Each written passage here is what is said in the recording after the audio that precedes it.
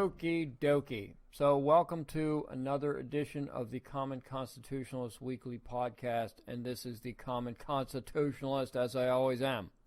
And today I would like to go through a few of the questions that were asked and some of my answers, or what I thought should be the answers, to the Sanders v. Cruz bout of the century, the Obamacare debate last week on CNN. And CNN, I got to thank them. They did a great job. They really did. The moderators didn't take over the show, as moderators, lefty moderators, have a tendency to do. Dana Bash and Jake Tapper did a great job. They allowed the Sanders and Cruz to speak. CNN deserves applause. They did a really good job with this. It was relatively even-handed, we'll say. Cruz got his licks in. Bernie got some of his socialist licks in too.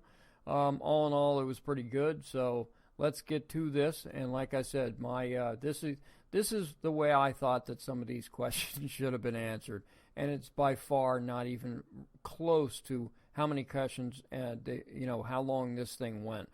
This was over 2 hours or 2.5 hours long. I can't remember what it was, but it went for a while. So let's get right to this. Today on the Common Constitutionalist.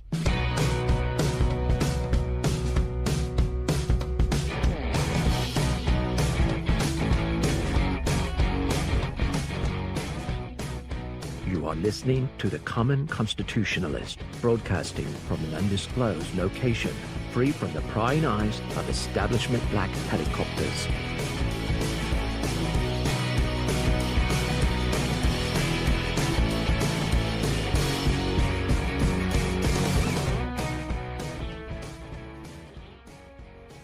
But let us remember where we came from. Before the Affordable Care Act, as Ted probably knows, if you were a family of 4 during the 8 years under George Bush, your premiums doubled. So it's not like, oh, gee, just in America today, healthcare costs have gone up. They went up much higher before we had the Affordable Care Act. Bernie. Actually, you know what? Bernie is correct. I don't know if he's correct about it went up higher under George Bush than it did under the Affordable Care Act, the Unaffordable Care Act. But Bernie is in fact correct. It did continue to increase under George W. Bush, and it's just crony corporatism. It's all it is. There hasn't been free market insurance probably since the insurance market began in this country. And since the insurance market began, in every subsequent year, there's been more and more and more federal government state regulation on it. I remember, several years ago, there were 2 or 3 insurance companies that actually wanted to move into my state to compete for the health insurance market as well as a few other things. And at the time, and still is, the largest insurer is Blue Cross in the state of New Hampshire. And they must have gotten to the politicians, the state politicians, or someone, something, somehow. I don't know if it was the governor or whatever, but it was flatly denied. And so they denied competition into the state of New Hampshire. So if you wanted to buy insurance in the state of New Hampshire, you were stuck with Blue Cross or a few other major entities. And that, my friends, is crony corporatism. That's what it is. It's heavy regulation on major corporations to lock the little guys out on purpose, and crony corporatism. The insurance companies are embedded with the government, and that's what drives rates up. A lack of competition, Bernie. But really, it's kind of a combination of a lack of competition and innovation, because with competition, innovators must come to the fore, so to speak, and innovate to either become more competitive or to stay more competitive. Remember when flat screen TVs first hit the market in the United States, a 32-inch or 40-inch flat screen TV would run you a couple of grand, right? And it was not even a great quality. I mean, they were good for the time, but innovation and competition has driven the price to where you could probably, I think I saw at Walmart over the Christmas holiday, just this past Christmas, you could buy a 40-inch, I think it was a Samsung, 40-inch 4K ultra high definition, every bloody thing in the world for like less than $400. And that's what competition brings. And the insurance company is no different from any other market, any other product or service when you boil it right down to it. Insurance is just what it is. With competition, you get lower prices and you get higher innovation. And without it, this is what you get. So let's see what other gems of wisdom Bernie has for us, like why insurance companies exist in the first place. Hit it, Bernie. The function of insurance companies is not to provide quality health care to all people, to make as much money as they possibly can. Actually, Bernie, you are entirely 100% incorrect. The function of an insurance company is not to provide quality health care. It's to provide an insurance, a means for somebody, an assistance for somebody to pay for quality medical care. That's what it is all about. Insurance companies don't provide health care. They provide a means to pay for health care. Words do mean things, Bernie. Also, insurance companies, like every other publicly traded companies, owe it to their shareholders to make as much money as they reasonably and legally can. Just like Microsoft or Apple or Google or whomever, it doesn't make any difference what the product is. That's what they're in business to do, to make money.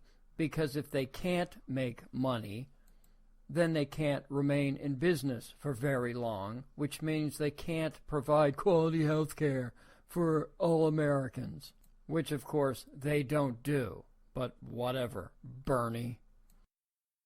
One of the most popular parts of Obamacare is, as you mentioned earlier, requiring insurance companies to cover people with pre-existing conditions. If Obamacare is repealed, 52 million Americans could lose that guaranteed coverage because of their medical histories. One of them is Neosha Ponder, who is fighting breast cancer and currently undergoing radiation treatment. Neosha.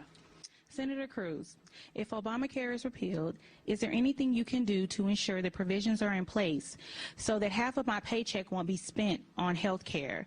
I didn't ask for cancer. Yeah. I never smoked. I never drank a lot. I've lived a pretty healthy lifestyle. I fear that if I don't have Obamacare, if I'm not covered, then my pre-existing condition of breast cancer and remaining treatments will make it difficult for me to afford insurance.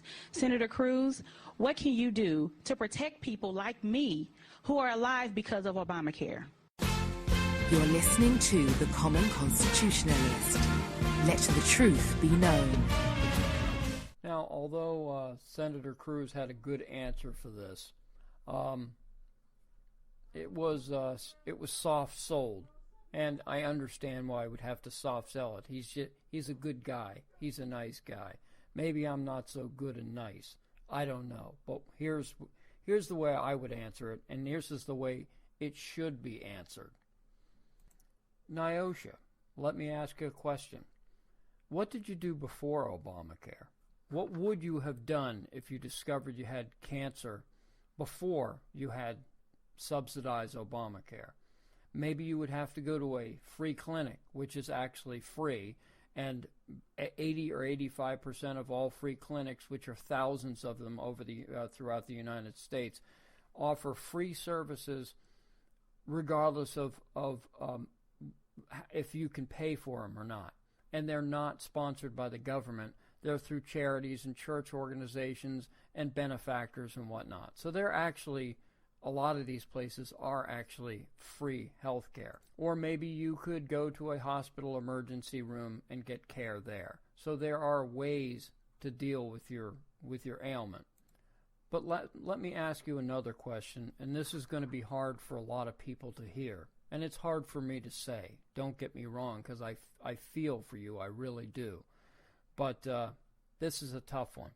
So let me ask you another question.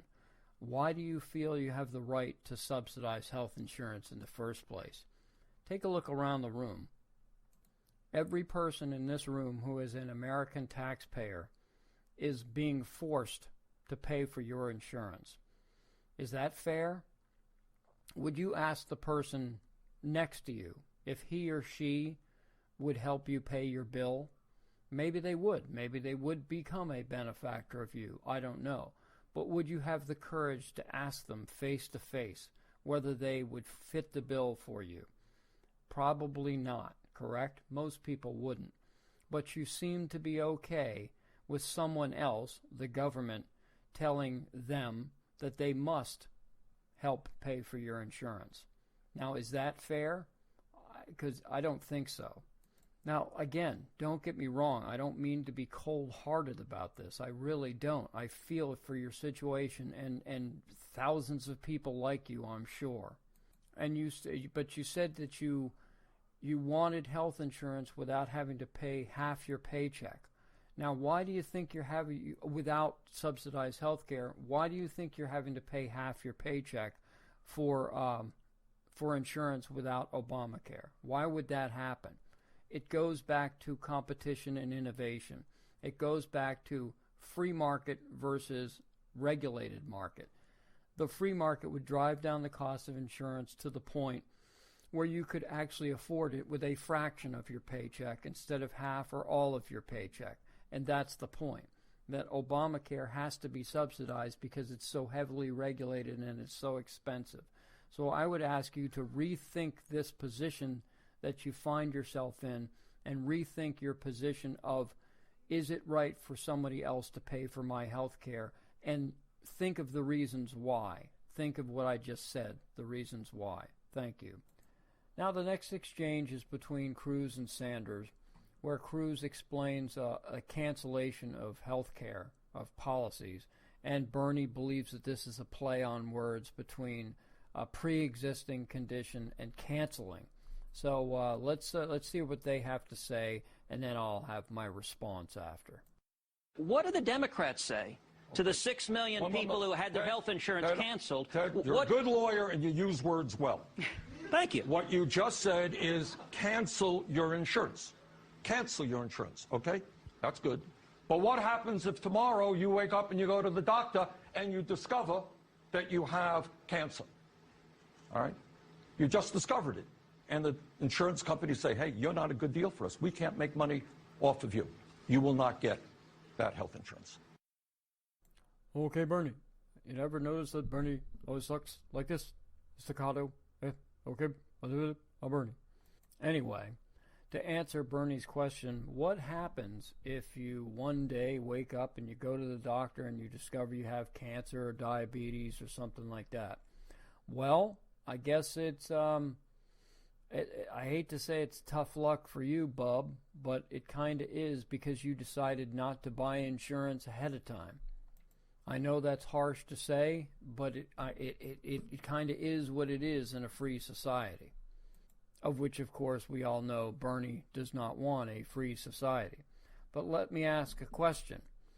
Say you come out, your car's parked on the street at night, and you come out in the morning and it's totaled. Somebody crashed into it at night and totaled your car. You don't have car insurance. You just happen to be in a state that doesn't require car insurance or whatever it happens to be. You let your insurance policy lapse. What do?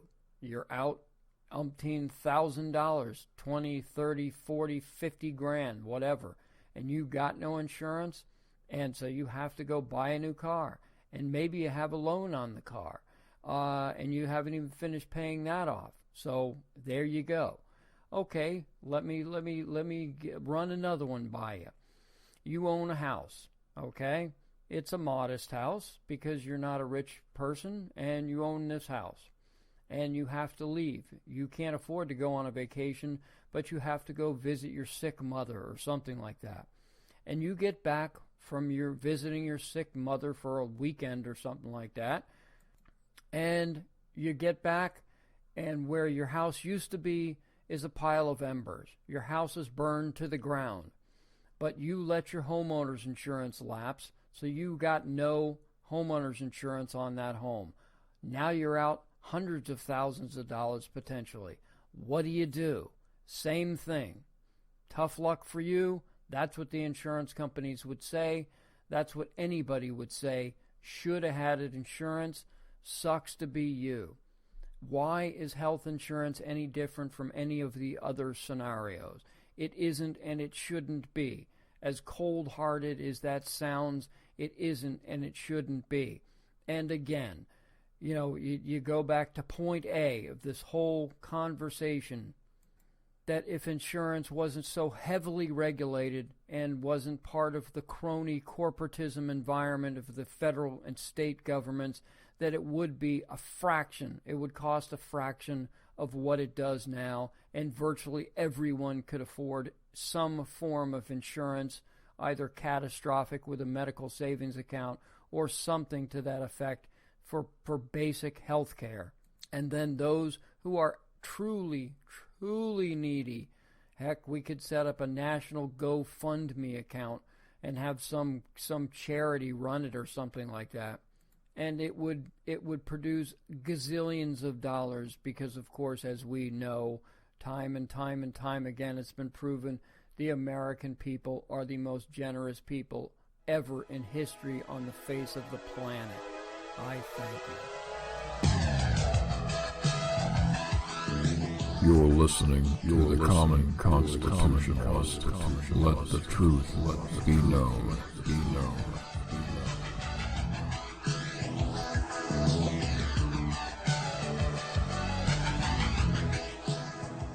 Let's now turn to the effects of Obamacare on small businesses. And with us to discuss that is LaRhonda Hunter, who owns 5 hair salons in Texas. LaRhonda? Hello. Under the controls of Obamacare, my business has been restricted from expansion. I'm from Fort Worth, Texas. I own 5 Fantastic Sam's hair salons. We employ between 45 and 48 employees. My original plan was to open more salons and employ more people. However, under Obamacare, I am restricted because it requires me to furnish health insurance if I employ more than 50 people. Unfortunately, the profit margin in my industry is very thin, and I'm not a wealthy person, so it's impossible for me to grow my business. My question to you, Senator Sanders, is how do I grow my business? How do I employ more Americans without either raising the prices to my customers or lowering wages to my employees? Rhonda? LaRhonda. LaRhonda. Okay. You own 5 salons. That's correct. And you employ close to 50 people. Just under. And what kind of health insurance do you provide to them? None. You provide no health insurance to them? Correct. Let me give you an answer you will not be happy with. And that is, I think that for businesses that employ 50 people or more, given the nature of our dysfunctional healthcare system right now, where most people do get their health insurance through the places that they work, I'm sorry, I think that in America today, everybody should have health care. And if you have more than 50 people, you know what? I'm afraid to tell you, but I think you will have to provide health insurance. So my question is, how do I do that without raising my prices to my customers or lowering wages to my employees? You see, the difficulty is also... Excuse me, Bernie. May I interject here for a second? Now, I congratulate you for being frank with LaRhonda, the business owner. But isn't it fascinating how Bernie Sanders, who has stood up for all the uninsured and everything, and that it's a right and everything else, and he's such a compassionate individual, all of a sudden can be so cold-hearted to a business owner, a small business owner who looks like she's barely making it. And as we know, most small business owners, that's what happens. They don't have a bankroll of money like the government has in their back safe behind a painting or something that they can just fish out every time something happens, or they need to shell out more money for some government program. Now, you can correct me if I'm wrong, but I believe, if I'm not mistaken, that maybe the reason that Bernie is so hard on LaRonda, or any business for that matter, is that he's been a bum virtually his entire life, basically. I believe, if I'm not mistaken, that he got his first job at the ripe old age of 40 years old, and that was in government. So I don't believe he's ever worked for a business in the private sector, in industry, ever in his entire life. He's been a bum for his entire life. But basically Bernie has basically stopped on a dime, switched direction, and is basically saying the same thing that I said to the other woman, that sorry, LaRonda, sucks to be you. And can I ask, please, can somebody answer for me, where did they get this number of 50 employees, that any company with 50 or more employees has to provide health insurance for all their employees? Where'd that number come from? I'll tell you where it came from. It's arbitrary. They just pulled it out of a hat somewhere or somewhere else, and they just made it up. That 50 doesn't mean anything. It could be 42, it could be 63, it could be 100,000, whatever. It doesn't make any difference. It's the same as the minimum wage. They just pull that out, the living wage. It's the same as any government program. All these numbers are just arbitrary. They just make them up. Now, I could go on and on and on with my responses to the several questions and answer sessions in this rather lengthy, but frankly I found entertaining debate. I thought it was the best debate I'd ever seen. As much as I can't stand what Bernie Sanders stands for, he was pretty charming. He was a good guy. He was entertaining. Cruz was great too. But boy, I'll tell you, I couldn't stand hearing what I heard from Sanders, although I expected it fully. But rather than droning on about every single question, I did want to end with one thing here. There was this woman, Carol Hardaway. She was from Maryland by way of Texas, who has multiple sclerosis, MS. She claimed that after Obamacare was passed, she had to move from Texas because they refused to expand Medicaid, so she moved to Maryland. So I would ask her, that can't be cheap to move. How did you afford to move? You can't afford to buy your health insurance. You can afford to move from Texas to Maryland. How'd you pull that one off? Maybe it was, I don't know, maybe you were able to. Maybe family helped. Maybe you have a sister you're living with. I have no idea. But how were you able to afford to move everything you have from Texas to Maryland? Did you have a job lined up there? I don't know. Was that the case? Now, I noticed that you were reading your question there. No one else was reading their questions. They were just recounting it from memory. Do you have a faulty memory or something? Is that why you're reading the question? Did you type it out and print it so you could read it off because you thought your nerves might get the better of you or something? Maybe that was it. I don't know. Now, the interesting thing is that they wouldn't have known this. They wouldn't have seen this during the actual debate. But afterward, there was I can't remember who it was who actually zoomed in on the paper that she was reading, and it was from a Gmail account, and it was entitled "Your Question." And as I stated, there's no way that she could have. There's no way that Cruz or Sanders or anyone else could have seen this. But it was zoomed in on from a camera that somebody had, or from the TV cameras.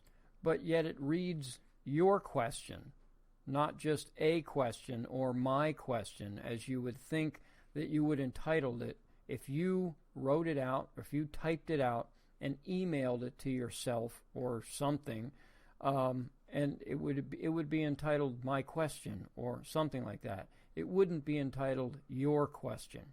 And I would certainly like to find out, because I heard reports that CNN sometimes people will dictate their predicaments during these debates or their questions, and then CNN will type it out. Now, why would it have a Gmail account? I have no idea. And if they were able to do this, maybe they did it ahead of time and sent it to her. I don't know. Maybe it's legit. Maybe it ain't. But I've got another question. She claims that she ended up, because of Obamacare, she was able to get treatment for her MS successfully, and now she's healthy enough to become a substitute teacher in the Maryland school system. So my question is, she says she's a substitute teacher. Does the Maryland Teachers Union, not provide health coverage for you? And if not, why not? So I guess what I'm driving at here is the federal government, us, we the taxpayers, must provide health coverage to Carol, but the teachers union or the Maryland school system for whom she works isn't required. Why is that? Didn't Bernie Sanders say rather cold-heartedly to LaRonda, the business owner, that if you've got more than 50 employees, you should have to provide health coverage for them?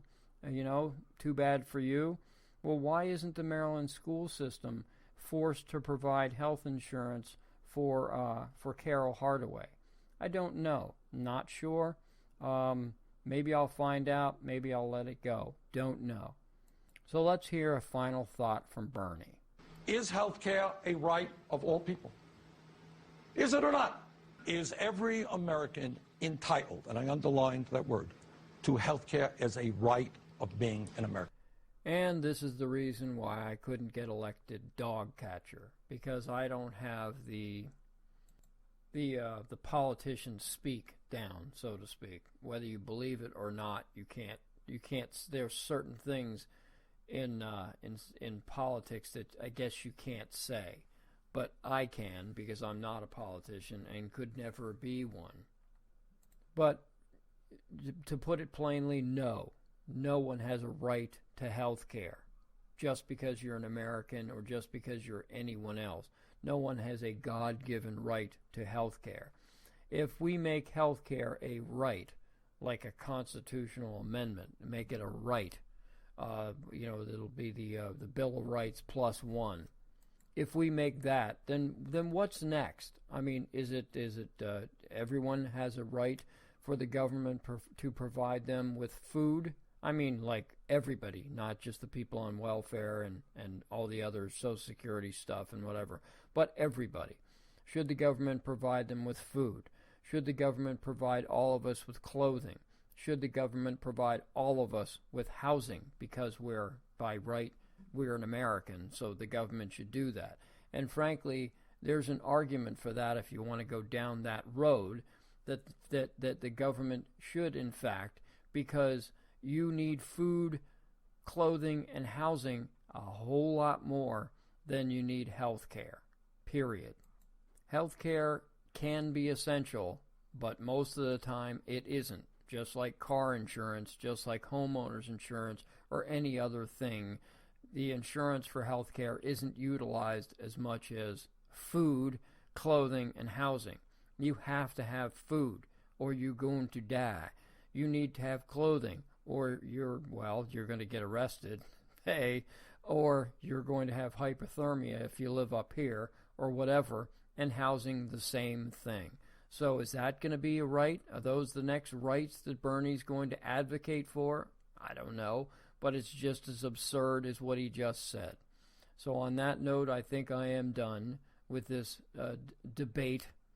It was great. I enjoyed it. I hope they do another one. It was very entertaining. I'll be sure, like millions of others, or hundreds of thousands at very least, will watch Cruz and Sanders go at it, hopefully again regarding another topic. But for now, this is the Common Constitutionalist signing off, and I am out. See ya.